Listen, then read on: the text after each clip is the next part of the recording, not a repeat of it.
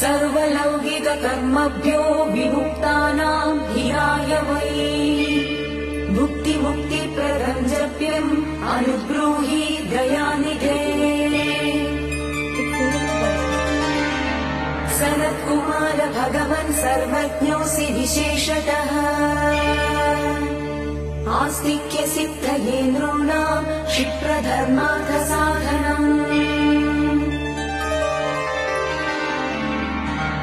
गिद्यन्ति मानवा सर्वे धनाभावेन केवलम् सिद्ध्यन्ति धनिनो नस्य नैव धर्मार्थकामनाः।